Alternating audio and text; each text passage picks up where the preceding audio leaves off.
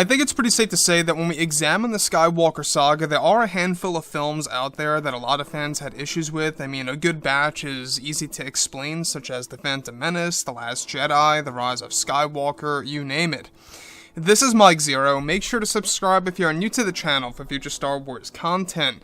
Now, here we are, it is April of 2020, we're getting closer to the midpoint of this year, and it wasn't all that long ago when The Rise of Skywalker released into theaters back in December of 2019, and since then, a lot of fans have been left scratching their heads as to exactly what Lucasfilm really could have done if Kathleen Kennedy did not intervene with, of course, the reshoots and the rewrites several different times, changing things up, putting new scenes in, deleting scenes, taking scenes out.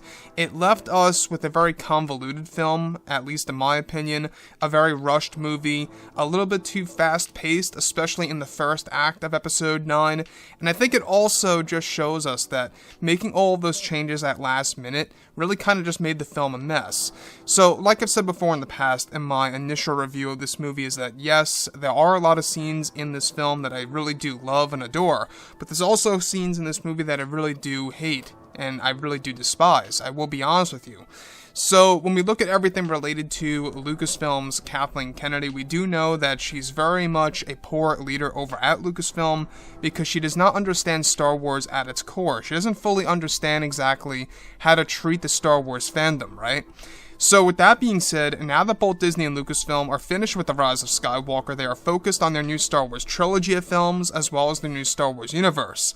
It's noted that currently both Disney and Lucasfilm have multiple plans in place in order to create a better future for the Star Wars universe, in order to ensure that the franchise can be as successful as it can be in the years to come throughout this entire decade.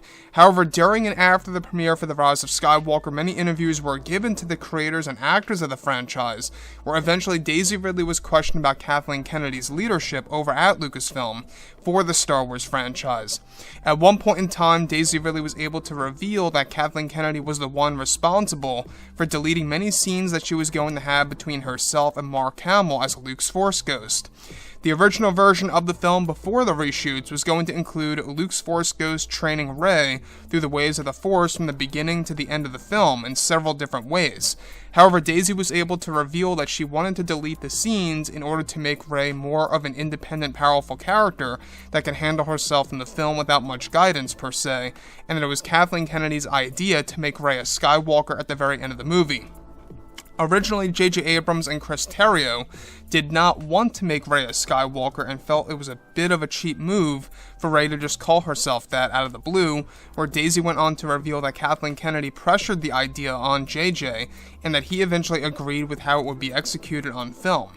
Daisy Ridley eventually was able to confirm that she had so many scenes that were shot between herself and Ian McDiarmid, and that dozens of Palpatine scenes were deleted from the movie, including the explanation of how he survived the second Death Star explosion, where Kathleen Kennedy wanted to keep his demise and survival a secret in the film to keep fans guessing.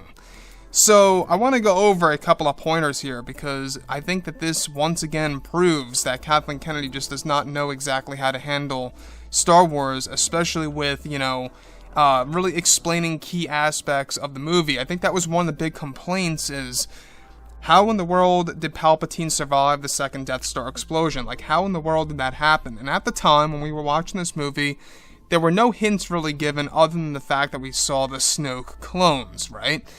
Now, sure, that could have given some fans out there a bit of an idea or clue that maybe Palpatine is a clone also, since we do see a lot of Snoke clones and how Palpatine says that he made Snoke.